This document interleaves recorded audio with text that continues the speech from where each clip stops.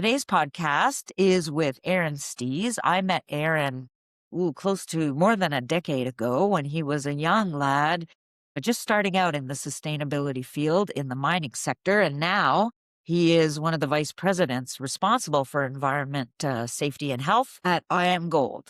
I hope you enjoy the conversation. Welcome back to the Careers for a Cooler Planet Conversation podcast. My name is Madison Castle. I'm a third-year geography and geomatics major at the University of Guelph. And here with me today is Aaron Steeghs, VP of Health and Safety, Environment and Communities at IAMGOLD.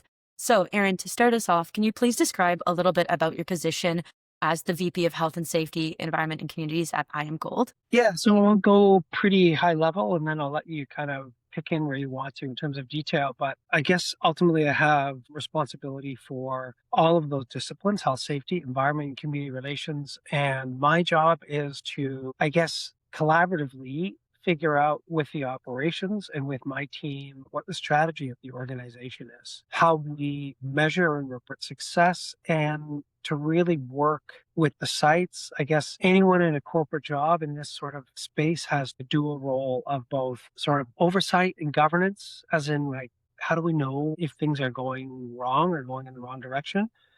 And equally, how do we know if it's going well? As well as a support role with the sites, which is about helping them execute on their strategy and on the overall company strategy. And sometimes it's about finding the right consultants. Sometimes it's about finding the right projects to manage specific risk or an issue or opportunity. Sometimes it's about just collaborating on like what's the best strategy. So it's a dual role of like governance, oversight, and support. And my view is that if you're doing the support well, then the governance piece can come fairly natural. What does an average day-to-day look like in your position at IAMGOLD? Well, I'll give you the boring answer first and then the exciting answer. I mean, there's Amazing. one of the funny things about like getting to a more senior position is that you think it's going to be all fun and all strategy, but there's a lot of reading and sign off on things where you are responsible. You're like the sort of last line of defense before some information goes public. So it's a lot of time reading materials that are going to be bound for public consumption. So that's probably the least exciting, but also super important part of my job. What I enjoy most though, and I have like little doses of it all day long, is strategizing with my colleagues. So I have a team of 7 people, including 4 directors in areas of environment, health and safety, governance and reporting, and social performance or community relations. And, being in a corporate role, it's interesting because ultimately what you're trying to do is help the sites do their own strategizing. And often what the sites are trying to do when it comes to health and safety or environment is they're trying to create change in the company, behavior change by employees or process changes. And that act of change management is hard, and it's not something that people talk about in job descriptions very often. It's not in role profiles, yet it's the biggest part of the job. And so I'm spent a lot of my time strategizing with my colleagues around how to help the sites affect change in the organization. So you're like one step removed from like the person who's actually at the front line of that. So it's like 2 layers of psychology that you need to think about. And it's challenging, but it's also super interesting. Amazing. Would you say this is like an obstacle that you found yourself having to overcome? Yeah, I wouldn't even put it as an obstacle. That's a good question to ask, but it's such a part of the job is change management and figuring out how to effectively do that. So I'm always encouraging people in any line of business, but particularly in ours, is to become a bit of a armchair expert on psychology and what motivates people and organizational behavior. Because once you kind of start to understand that and the way people act and react and think, you feel like you have the cheat code for like, this is how I navigate an issue through the organization. And of course, every organization is different, but humans are fundamentally the same. So that's a huge part of the job. And I find it kind of interesting and it's a fun problem to solve. Amazing. Speaking about psychology, I wanted to touch a little bit on your educational background. What motivated you to pursue a degree in anthropology? Honestly, it was just kind of one of those like, this is interesting. I went to university not really knowing what I wanted to do, like many people, and just started gravitating towards what I thought I might like to do. At that time, I was more interested in like international development field, and cultural anthropology. I actually had a professor tell me at the time to stay away from anthropology. It was useless and there's no jobs, even though he was an anthropology professor. Oh my goodness. I'm really glad I didn't listen to him, not because I feel like it took me a decade to like come around to it and realize like actually this was super useful is understanding cultural differences, not just what's the difference between how we navigate in everyday life between Canada and Peru or Senegal, but from, one organization to the next, from one team to the next, from one individual to the next. We all have these differences. And once you again start to become a student of that and start to understand that, you can affect change. And when you're in, I mean, that's our business, right? And we're in mining and we're responsible for making sure people don't get hurt. We're responsible for making sure the environment is taken care of and we have good relationships with the community. Most people are at their job in a mindset. They're not thinking about that. They're thinking about like, I need to move this from here to here. They're not thinking about what are the impacts on the environment. And so that's on us is to figure out how do we translate that for in ways that other people understand. So you almost have to be a interpreter in a way, an interpreter, facilitator, and I don't want to co-opt an indigenous way of thinking, philosophy, which is the two-eyed seeing, which is like the Western world and the indigenous world, but to in a much more watered down sense, that is the task of people in our role is to be able to understand what are the expectations of the outside world, whether that's the community or whether that's nature or whether that's NGOs or civil society, and then turn around and translate that to people inside our organization so that they can understand it in a way that impacts them. Great. That's very interesting. So you said that you wanted to originally go more into the international development field of anthropology. Is that why you decided to pivot and take that, for your master's degree? Yeah, I mean, at that time, I was still super interested in international development. I kept working in that space for a while after my master's, and I got a little bit of a taste of mining. And I'll be completely honest with you, when I was in my undergrad, even at my master's level, I thought corporations were evil. I thought mining was at the top of that list. Um, and there's certainly a rich history of examples that would back that up. I don't want to try to steer away from that at all. There's truth to that. But at the same time, I looked at the mining sector in the corporate world. And when I looked at mining in particular, and I thought these mines are operating in parts of the world that no other industry goes to. They're not at the edge of little industrial park at the edge of a city. They're in the middle of very ecologically sensitive, culturally sensitive areas, and economically sensitive areas. The opportunity to screw it up and have a really bad impact is huge because it's fragile. But if you get it right, the opportunity to make a positive difference is on a level that the nonprofit world that I was working in at the time, I just felt like those are drops in the bucket compared to the impact that that a mine operating in a particular region could have. And that's why I got so excited because I like that idea of the opportunity and the responsibility of like, if we get this wrong, it goes really wrong. Yeah, it has real world effects and consequences on people. Yeah, absolutely. From there, you've taken your master's of business administration and sustainability. You mentioned before that you did a little bit of work more related to international development. What was your career path like after your degree in not in sustainability, in In business. yes. Yeah. Business with sustainability. Yeah. Yes.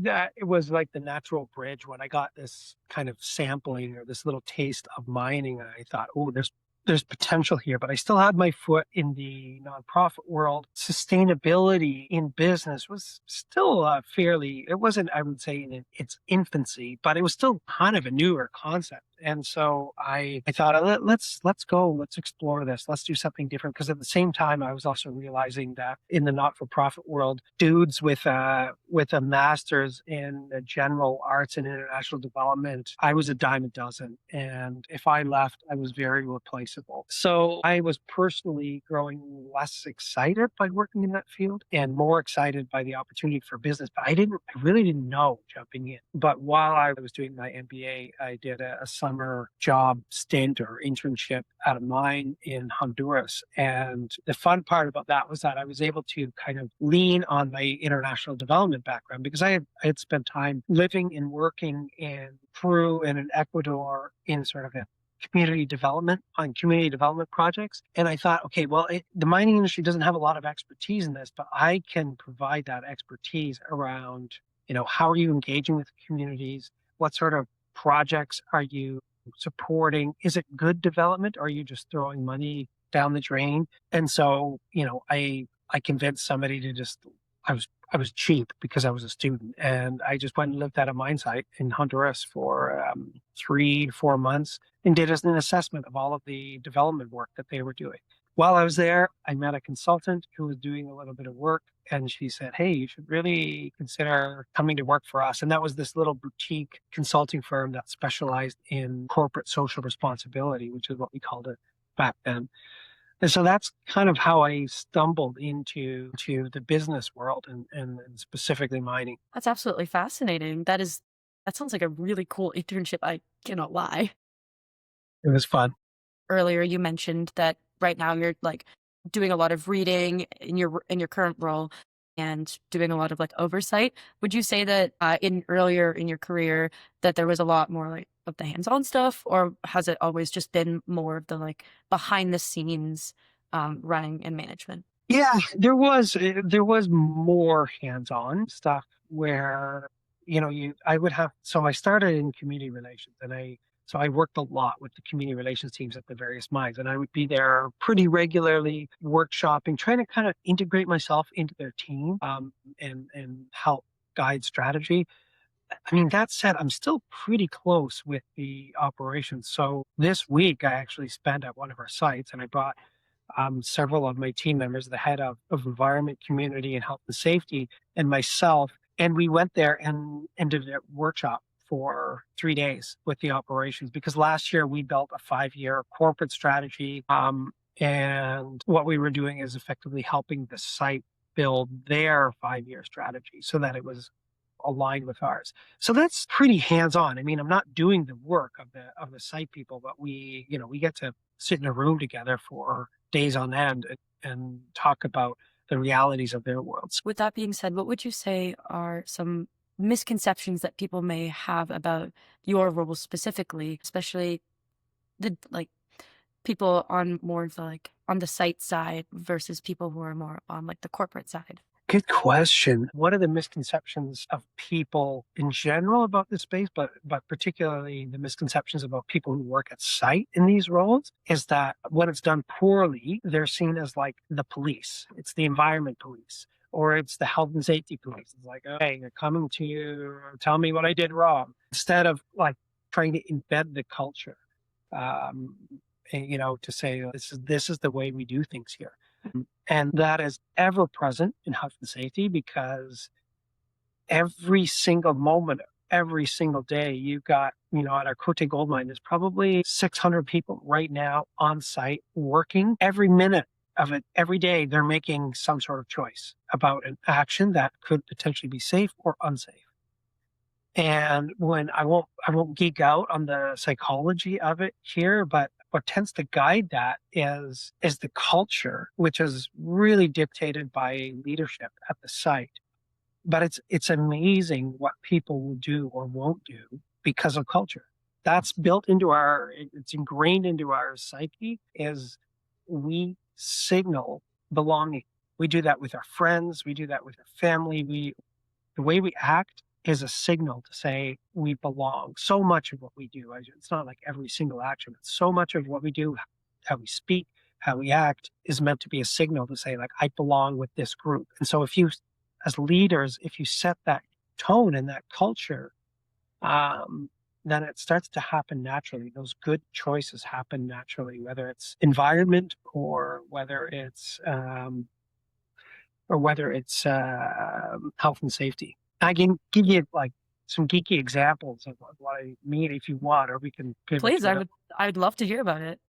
So it's just top of mind because it's an example that came up this week at site. And we're talking about values and how do we want to be a company that really does things well and does things differently in terms of our relationship with First Nations, relationship with the environment and health and safety. So a good example on the environment side is we had an eagle that flew into the open pit at our Cote Gold mine, and it wouldn't move, it wouldn't leave. Eagles are particularly important to First Nations. In fact, it's the logo of that mine site, which was co-designed with the local First Nation.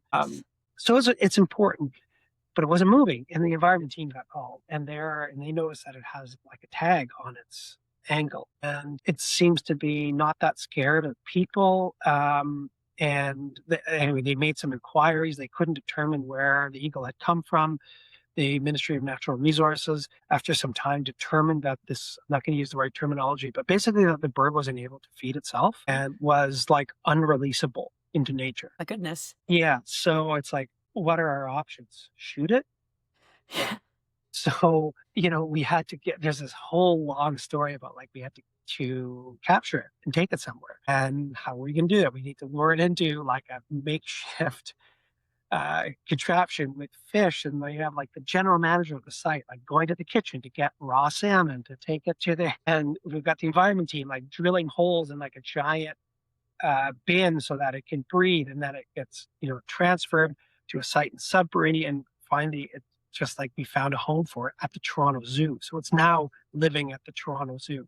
But like that level of caring is important, and then the question becomes, how do you make that not just about a few people? And so we're creating like a little series of like comic strips to put in like bathroom stalls and in little like Instagram type videos to say like, this is who we are, this is our culture here at IAMGOLD, because that's the kind of stuff like you just watch it. It's just like an entertaining little video that makes you go, oh, that's nice, that's a cool little story. You don't really think about it, but you're sending the signal to all employees like, this is how we operate. We really, really care about the environment. So that next time the environment department goes out with something about like, you have to manage your spills. If you're doing any maintenance on anything out in the field, you have to use a spill tray underneath. You have to, then those things have a lot more impact because you've set that culture. So that's a long-winded way of saying culture. There's a old business expression from like Harvard Business School that says culture eats strategy for breakfast. So you can have the best strategy in the world, but if you don't have a culture that aligns with it, it's worthless. And culture is everything. And that's part of our job, is to think creatively about like, how do we subtly embed that culture at our operations? And would you say that this culture at the company that you're working at is what sets you guys apart from other mining corporations and like other organizations in your field? Or what would you say sets you guys apart in this industry?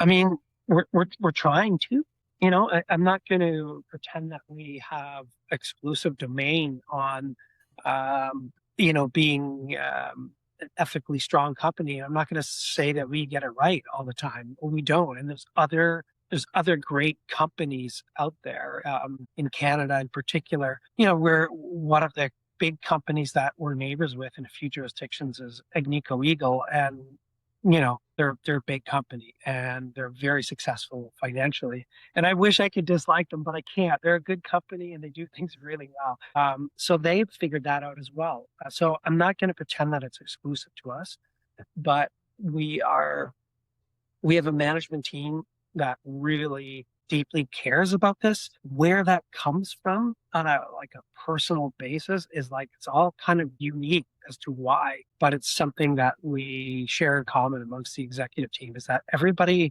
really cares about doing it the right way, because we all know at the end of the day, you can make a certain amount of money, but we all need to go home and sleep and wake up in the morning and feel good about where do we go to work? And so with that, in my function, I've been given a lot of liberty to do cool projects. Like we are, um, we're jointly developing a biodiversity accounting framework for the Sudbury region with our partner First Nations and a handful of civil society experts and academics from Laurentian University, from University of Waterloo. And I haven't really had a lot of restrictions put on me. It's just, go out and build something cool because not many people in the mining industry are doing this yet. So go for it. Let's be, we don't have to be the world's leaders in this, but let's be early and let's do it the right way. That's the kind of leeway, I guess, and encouragement that I get from the leadership team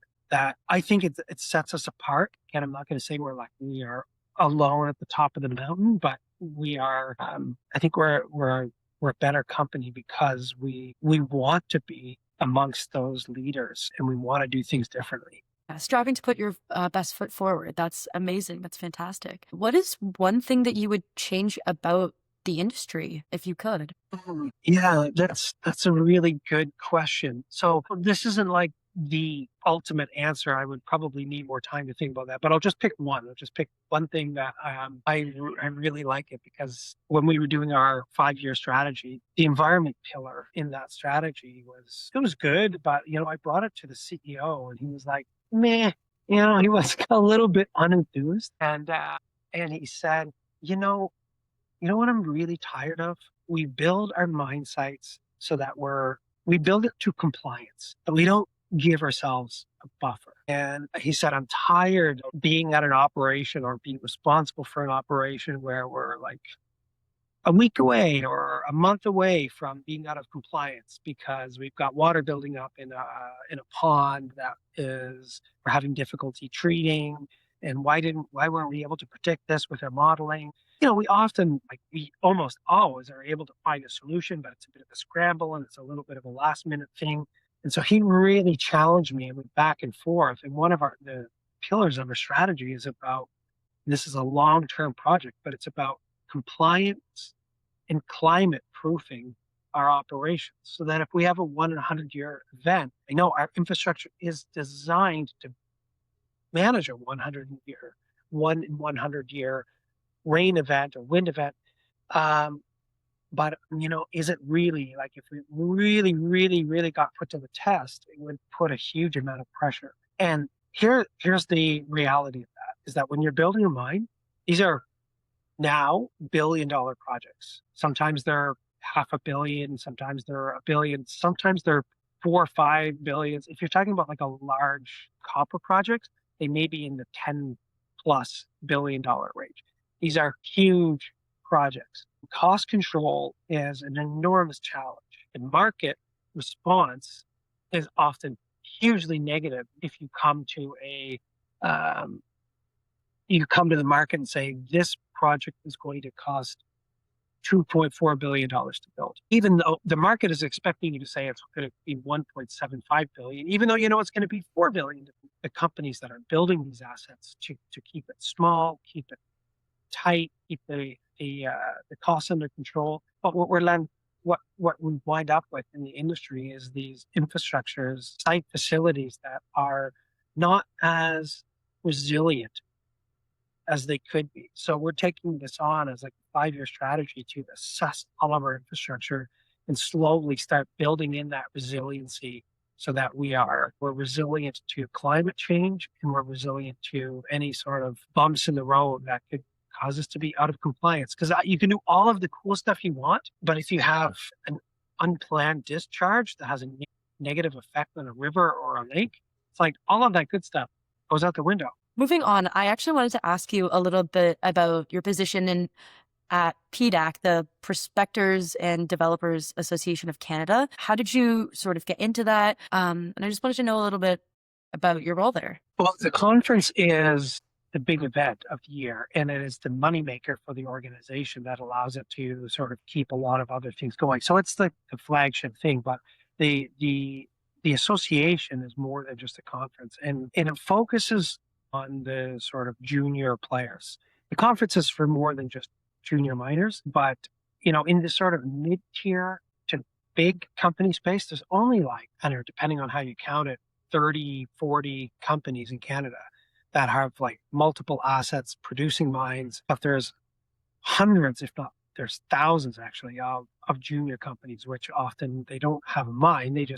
They're doing exploration somewhere. And so their teams are really, really small.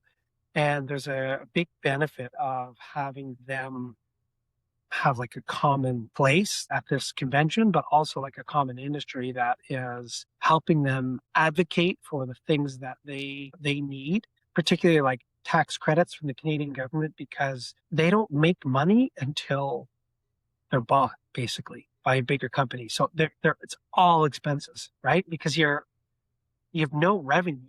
You're just out exploring, hoping to find something, but you still need to contract drilling companies, hire employees, food, flights, everything. And so the organization helps junior companies do that. But the organization, the PDAC, also helps junior companies figure out like what's the right way and the wrong way to do things in terms of social and environmental responsibility, which is important again because some of these companies are literally 3 people or 5 people at a corporate office and another 5 people on the ground with a drill. That's it. Oh my goodness. And they're often like they're geologists. They're not people who have like a background in community relations or environmental responsibility. So that's one of the other things that the PDAC does is sort of help set the standards and the expectations for responsible exploration. And that was my role. I was on the board I helped out a lot with being on a committee for about a decade before that. And then I was on the board, which was a more formal role. Unfortunately, it was during COVID. So that was like all of everybody's management attention was about how you manage a convention during COVID. Yeah. Not the So easiest task. no, that was, and I would have stayed around. I enjoyed my time there, but I took this role at IAMGOLD and it was too busy to do both. That is so fair. That is so fair. How would you say that your position on the board of directors at PDAC compares with your current position at IAMGOLD? Do you see a lot of like overlap between the two positions? No, actually, topically, they're the same, but it's a very, very different role. When you're talking about how you set standards for the industry is very different than how you help your company execute on standards. Those are two really different things. I mean, of course, there's some overlaps, but I found them to be, I don't know, I think refreshingly different. I was up for that. Given your career progression, is there any advice that you would give to, say, younger students who are not quite sure where they want to go and who are interested in getting into the mining industry or into the social relations side of the mining industries? Yeah, work at a mine site if you can. Try to get some experience, and even if it's like not specifically in that field, it's an industry that has a lot of job openings, and it often means you need to do a rotation. You need to go to a remote place. You need to work like a week on, a week off, or 2 weeks on, 2 weeks off. But even if it's for like a year, 2 years, just to get exposure to the industry, it always pays well. Get your foot in the door in the industry in any way, shape, or form. You could be working at the mill. You could be a laborer. You could be doing anything. It's pretty cool to see industrial mine in action. And so any opportunity that you get to do it, go for it. And is there any advice that you would give specifically your younger self, given your career progression and your education and your experiences working down in South America? Any advice that you would give to yourself? I mean, thankfully, I'm not a person with a lot of regret. So I feel like I'm pretty happy where I landed. And Yeah. it was like a kind of a windy route.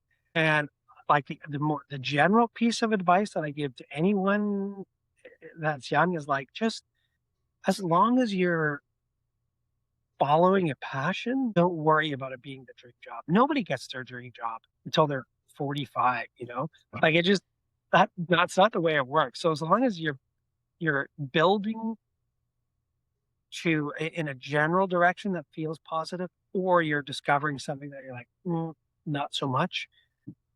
And I feel like I did that. Just like if there's an open door, go try it out. go explore.